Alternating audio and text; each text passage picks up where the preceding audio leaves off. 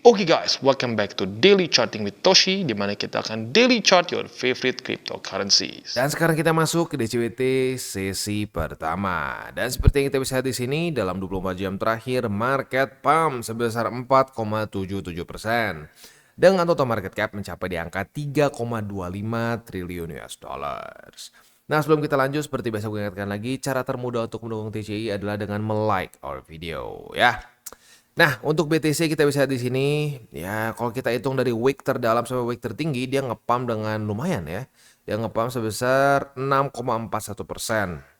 Nah, daily close-nya juga sedikit di atas dari EMA 20 ya.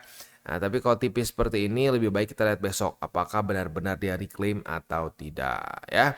Nah, apapun itu ya, ini mungkin adalah efek dari ya buying the invasion begitu ya. Although it's quite morbid, tapi ya memang ada suka benernya gitu saat terjadi konflik ya. Nah, biasanya mulai akan ada recovery setelah itu ya. Nah, recovery-nya secepat apa dan seagresif apa dari satu konflik ke konflik lain akan berbeda begitu, dan juga tergantung dalam kondisi si marketnya itu sendiri. Tapi in general ya membaik lah begitu. Apalagi kalau kita lihat kemarin ya. Kemarin BTC sudah sampai ke 99.000, kemarin lusa sampai ke 98.000 gitu ya. Nah, sekarang kembali ke atas dan semakin menjauh dari 100.000 begitu, which is good. Ya, kita sudah bahas itu PR utama dari BTC. Jangan sampai daily close di bawah dari 100.000 dan untungnya naik ke atas begitu. Mungkin baik lagi ya. 100.000 kembali menjadi support psikologis bagi para trader juga begitu ya. Ya tapi baik lagi PR masih belum beres ya. Semoga dia bisa reclaim dulu EMA 20 dan 50 begitu. Kalau sampai itu sudah terjadi lebih aman begitu ya. Ya tentunya relatif lebih aman ya karena ya sebenarnya tadi pagi lumayan bagus ya. Tadi subuh tuh sempat ada ceasefire ya yang diadakan di jam 4 subuh local time di Tehran. Tehran itu GMT 3.3. Ya, jadi itu rada aneh sedikit. Biasanya kan kalau GMT cuma plus 1 plus berapa, ini GMT plus 3.3 ya. Jadi ada perbedaan setengah jam lah ya. Nah, itu sebenarnya ada bukan perjanjian lah ya. Dari Iran mereka menyatakan bahwa mereka tidak akan serang ya, mereka akan stop ya serangan uh, jam 4 dan itu mereka akan stop kalau Israel stop. Nah, awalnya saling stop ya, mereka sering tidak tembak-tembakan dulu ya setelah jam 4. Nah, tapi sayangnya kita bisa di sini. Ini timeline-nya nih ya. Jadi kan tuh no reports of Israeli strikes in Iran setelah jam 4. Nah, berarti mereka udah kan nggak ada tembak-tembakan tuh ya. Nggak ada tembak-tembakan, diam ya. Qatar bahkan sudah mulai membuka lagi airspace-nya ya, mulai ada lagi flights ya.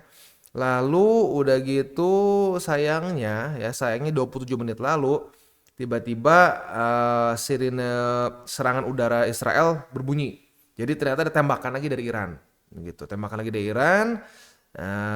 Udah gitu berlanjut ya. Sekarang masih ada lagi nih ya. Jadi 27 menit lalu ada tembakan, ada serangan ya. Semenit lalu ada lagi serangan selanjutnya. Begitu, lewat dari jam 4 gitu. Jadi sayangnya begitu ya. Faktanya ada penembakan lagi dari Iran setelah dari ceasefire yang awalnya mereka deal lah ya jam 4 ini begitu ya. Ya kalau gue pribadi sih udahlah, udah sampai titik ya udah secepat mungkin damai deh ya, silakan mau gimana negonya monggo ya, tapi ya secepat mungkin damai begitu karena ya kasihan ya, kasihan korban jiwa begitu ya, semoga cepat beres aja deh begitu, karena kalau ini cepat beres pun ya kita perspektif kita sebagai investor ya itu berarti berkurang ketidakpastian di market, dan saat ketidakpastian di market berkurang ya di situ lebih enak begitu, walaupun ya benar ada ini ya buying the invasion begitu, benar secara teori saat kita beli uh, ya bukan cuma kripto ya, saham dan berbagai macam aset lain lah begitu di masa-masa lagi krisis, lagi ada peperangan, lagi ada konflik, secara at least ya kalau kita ngelihat secara longer term itu menguntungkan begitu ya.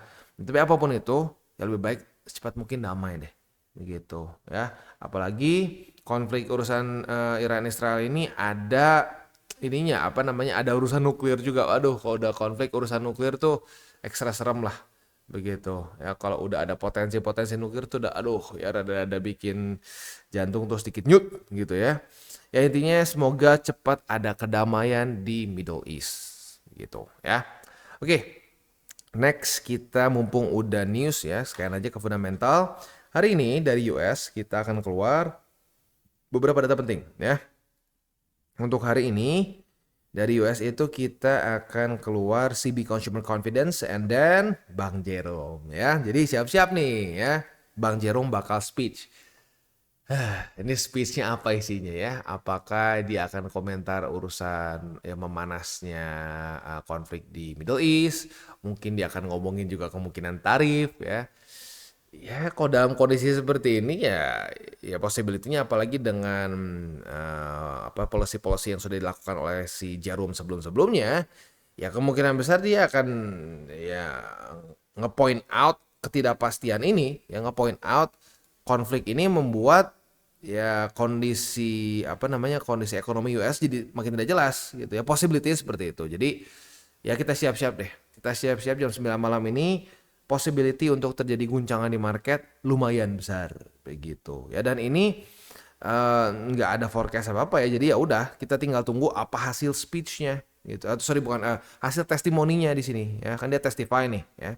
Nah apa isinya gitu, semoga netral lah minimal. Kalau lu berharap dovish sih kayaknya highly unlikely ya, tapi ya we'll never know. Tapi apapun itu kalau kita ngomong secara probability lumayan susah lah kalau sampai kita berharap the Feds ini pengen dovish begitu. At least netral ya, netral udah bagus ya. Gitu aja.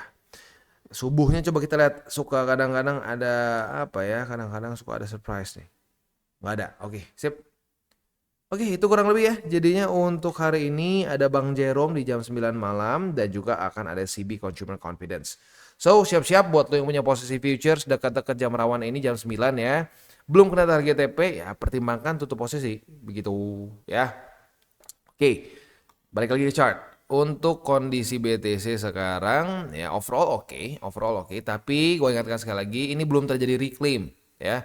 Karena ya gini sih, technically speaking reclaim tapi tipis. Kalau tipis sering kali fake out begitu ya. Jadi ya semoga ada besok lebih jelas begitu, dan semoga besok tidak ada lanjutan lagi lah ya secara apa namanya ya moga-moga nggak ada lanjutan lagi volatility yang tidak menyenangkan begitu antara dari Bang Jerome atau mungkin ya ini urusan Iran Israel. Semoga damai-damai saja lah begitu ya.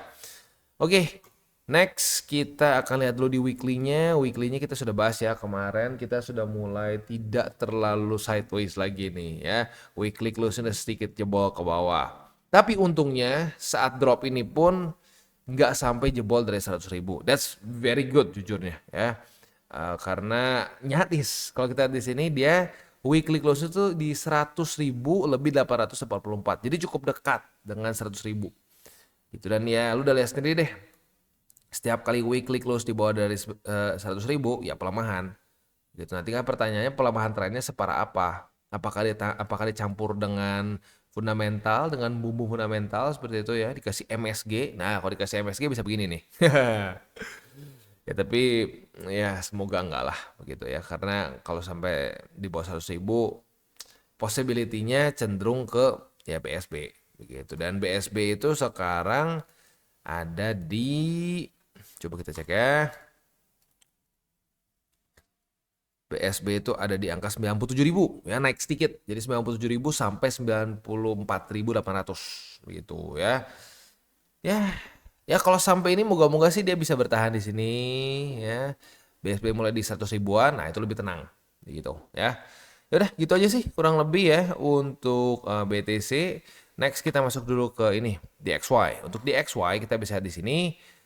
Nah, ya kemarin terjadi pelemahan lagi. Ya, dan nah ini korelasi normal nih. Indeks dolar melemah, Bitcoin menguat begitu ya. Baik lagi sih belakangan ini kalau indeks dolarnya melemah asalkan bukan gara-gara tarif, risk on aset cenderung subur begitu seperti normalnya ya.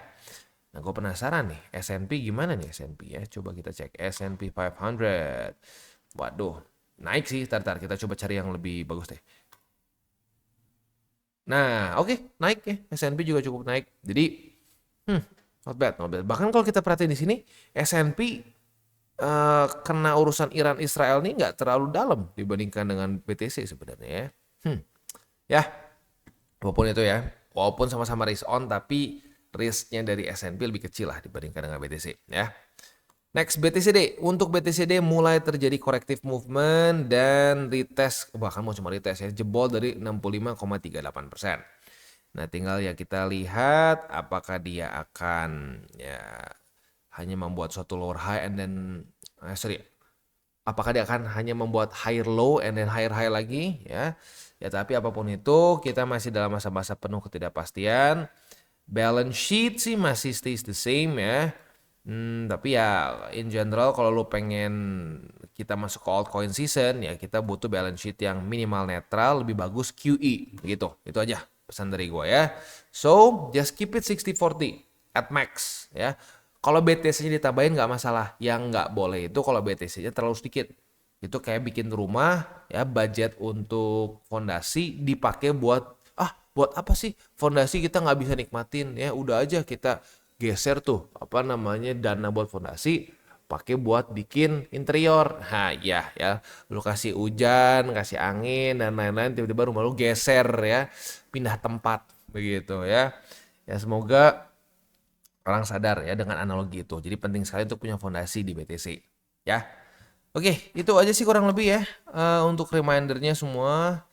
Ya semoga ada kedamaian di Timur Tengah, ketemu jalan tengahnya, bisa ada terjadi ya ceasefire yang seterusnya gitu ya, jangan cuma sebentar, kalau bisa terus udah stop gitu ya. Dan juga ya semoga Bang Jerome nanti malam tidak ada statement yang terlalu aneh-aneh lah begitu ya. Ya udah, begitu aja sih ya. Selanjutnya kita tinggal masuk ke buy limit ya, tetapi sebelum kita masuk ke buy limit seperti biasa gua akan disclaimer dulu bahwa semua konten dari TCI bukanlah financial advice, ini semua bentuknya adalah edukasi ya. Lalu bagaimana cara mendukung TCI? Ada banyak caranya, lo bisa like our video, bisa share our video, itu juga bisa menggunakan link referral kita di bawah. Dan sekarang kita akan dengar dulu pesan-pesan dari sponsor kita pada hari ini. Oke, today's video is brought to you by Margex. Dan Margex ini adalah suatu platform yang fokusnya lebih ke trading futures ya. Nah, yang menarik dari Margex makanya sekarang sedang ada event trading competition dengan price pool sebesar 1000 USDT dan setiap ada 1 juta USD dalam bentuk trades akan add 100 USD lagi ya. Ini berlangsung dari tanggal 25 Mei sampai tanggal 30 Juni. Jadi masih ada waktu yang cukup panjang ya. Nah, untuk event ini sendiri ya quite simple ya, kita tinggal buka a single trade ya dari $10 sampai 100 USD ya. Nah, di situ lo akan eligible untuk mendapatkan reward. Nah, ini untuk top 20 user. Jadi ya lagi-lagi ya siapa yang paling tinggi maka dia akan menang gitu. Ini untuk trading competition. Sekali lagi 1000 USD dalam bentuk price pool dan juga setiap kali ada tambahan volume sebesar 1 juta USD akan ada tambahan 100 USD lagi ya. Berlangsung dari tanggal 25 Mei sampai tanggal 30 Juni.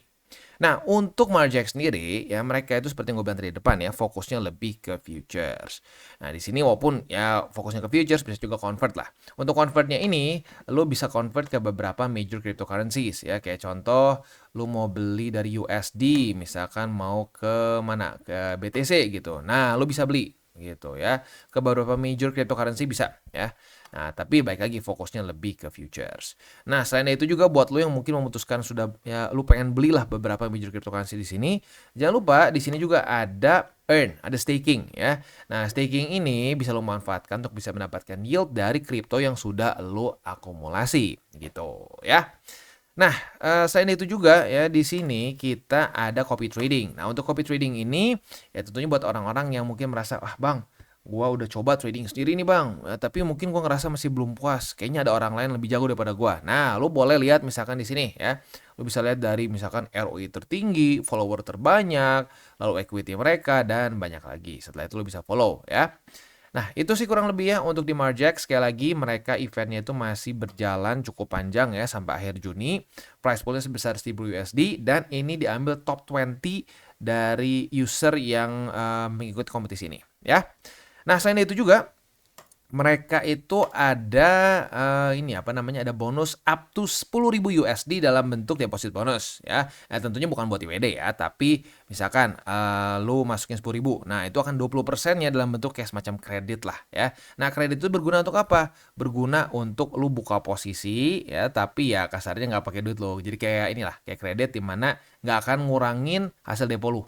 Begitu ya. Nah, itu jadi cukup berguna buat orang-orang yang ingin membuka posisi, bisa menambah margin lu juga ya, dan seterusnya. Jadi buat lo yang tertarik, silakan bisa menggunakan link reflected di bawah dan mulai trade di Margex. Dan sekarang kita masuk ke Bitcoin. Untuk Bitcoin ya kemarin nggak dapet ya posisi longnya karena cuma retest sekali saja pada tanggal 22 Juni. Kemarin tanggal 23 tidak terjadi retest. Wah, ini kok terjadi retest tuh padahal gila ya. Wah, ya. Tapi ya udah, nggak terjadi. So, ya sekarang juga belum ada SATA futures lagi karena nanggung jebolnya juga ya. Jadi langsung aja ke spot. Spotnya ada di sekarang udah dapat nih harusnya ya di angka 104.900-an ya. Dapat. Lalu selanjutnya di angka 103.000 lebih 62 USD dan di 101.199 USD ya. Next kita masuk ke Ethereum. Untuk Ethereum kita bisa di sini ya, dia juga kemarin wah penasaran nih berapa nih ya. Kayaknya lebih gila harusnya. Wow ya, ngepump 11,1% ya. Nah, dia berhasil mereclaim 4 resisten which is good ya. Belum ada SATA futures juga. Oh, sorry. Kalau buat lu yang kemarin buka posisi long, walaupun ini sekali lagi ya long yang super agresif ya, lagi konflik begini ngelong, tapi ya balik lagi ada aja mungkin ya yang siap dengan resiko itu. Nah, buat lu yang buka posisi long kemarin, profitnya ya lumayan sih 2,14 begitu ya. Oke, langsung spot. Untuk spotnya ada di angka 2.393, 2.294 dan di 2.240,85 ya. Dan reminder sekali lagi ya. Untuk Margex mereka sampai tanggal 30 Juni untuk trading competitionnya ya. Nah jadi buat lo yang tertarik untuk ikutan ya masih ada waktu sih ya. Ya jadi silakan buat lo yang tertarik bisa ikutan. Ini sekarang udah bukan 1.000 lagi, udah nambah sedikit 1.060 gitu kalau nggak salah ya. Ya tapi intinya apa? Intinya ini berlangsung sampai tanggal 30 Juni. Tapi untuk ya lagi-lagi untuk futures ini lebih cocok untuk yang intermediate sampai ke advance. Jadi jangan untuk newbies ya. Untuk newbies latihan dulu spot ya, udah ngerti punya SOP ya, bisa jaga resiko baru monggo ya. Oke, itu kurang lebih untuk DCWT sesi pertama pada hari ini. Mungkin kita sekarang kita masuk ke wejangan aja tipis-tipis ya. Nah, wejangannya adalah gini. Kalau gue perhatiin udah mulai ada beberapa yang kayaknya burn out deh. Ya burn out dengan kondisi market seperti sekarang begitu. Aduh capek, wah gila dah gue pusing gitu ngelihat market begini ya. Tapi satu dulu ya dari ya kita kalau ngelihat perspektifnya ya ini bukan hal yang unik gitu ya terjadi drop seperti ini. Di cycle sebelumnya bahkan nggak usah ngomong cycle sebelumnya ya. Kita di sini aja ya. Kita ngomongin di masa-masa 2024 aja. Ini lebih menyebalkan lagi kalau mau ngomong gitu ya. Dan memang ini menurut gua adalah salah satu cara market untuk ya kasarnya bersih-bersih diri. Mereka kan bersih-bersih dari orang yang hanya masuk ke dalam kategori turis ya, kripto turis disebutnya gitu. Jadi mereka invest cuma karena hype. Wah, gila nih, ngepam ya. Wah, gila nih BTC bakal keluar angka yang gila lah. 1 juta, 2 juta, 3 juta ya. Pokoknya punya berbagai macam target yang aneh-aneh lah gitu ya. Nah, para kripto turis ini akan di flash oleh market dengan diberikannya kayak gini movement yang membosankan, bahkan movement yang buat sport jantung begitu ya. Nah mungkin buat lu yang para newbies yang masih kena nih fatigue-nya, coba perhatiin ya para senior lu lah yang ada di komen gitu ya. Wah asik, kita dikasih kesempatan buat turun ya, walaupun turunnya sayangnya dengan konflik yang bikin ini ya, yang bikin rada sport jantung juga nih karena ada urusan nuklir gitu ya. Tapi ya kalau lihat senior lu ya yang udah lumayan lama dengan cara TCI, udah ngerti dengan cara pikir TCI, mereka mah senang-senang aja. Turun senang, naik senang. Nah, jadi buat lu yang mungkin masih merasa bahwa aduh market begini begitu ya udah mulai ada fatigue gitu, capek, kesel gitu ya. Nah, harus coba dilatih karena memang market itu ya isinya banyaknya seperti ini ya. Yang funnya tuh pendek, serius. Yang funnya tuh paling berapa lama sih ya? Sekali lagi kita akan bandingkan ya. Ini masa-masa fun gitu ya. Kita anggap deh dari sini deh paling rendah dari harga paling rendah, padahal faktanya waktu di sini orang mungkin masih belum ngerasa fun ya, orang masih kerasanya rendah kok gitu. Tapi nggak apa, kita hitung 44 hari ya. Bandingin sama masa-masa boring dan bikin sport jantung dari sini ke sini ya. 138 hari ya. Cek lagi ke belakang ya. biar nggak pusing. Ya, setelah kita tutup ini masa-masa boring dan apalagi di sini sedikit sport jantung ya, sampai ke 49.000 ya. Nah, kita lihat di sini. Lalu masa-masa yang transisi ke masa-masa excitingnya, lihat masa-masa excitingnya berapa panjang sih? Jadi banyaknya boring dan bikin sport jantung gitu. Dibandingin, wow asik kita ngepam. Banyaknya nggak seperti itu. Itu cuman yang masuk ke berita cuma waktu lagi begini ya. Waktu lagi begini ya udah berita ya udah aja gitu ya. Maksudnya bahkan kadang-kadang malah diperparah. Berita malah bikin kayak wah ya ini bla bla bla ini market hancur dan lain-lain. Sorry sekali lagi ya ini apa namanya eh, jalan di depan rumah gua itu basically tuh baru dibenerin dan sampai sekarang masih belum dipasang juga polisi tidur. Jadi nggak tahu kenapa ini suka ada orang-orang yang kayaknya gue curiga bahkan bukan warga di sini juga ya yang suka kebut-kebutan gitu ya pakai knalpot yang menyebalkan berisik gitu ya. Sorry kalau sedikit masuk ya.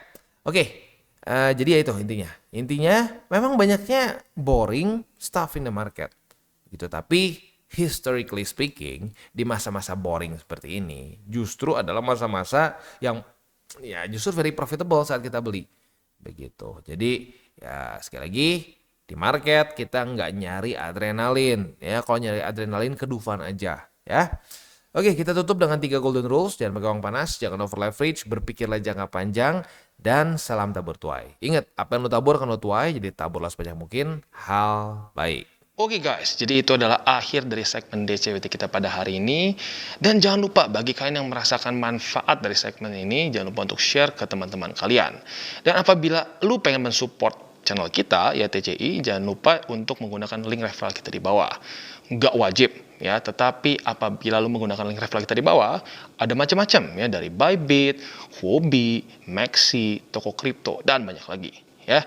Ya, walaupun nggak wajib, tapi kalau menggunakan link referral kita, lu secara langsung membantu perkembangan dari TCI. Dan satu lagi, jangan lupa juga untuk join Telegram group kita, di mana kita bisa ngobrol-ngobrol santai mengenai dunia cryptocurrency secara dua arah. So, jangan lupa untuk like, subscribe, klik the bell icon, and see you on the next video.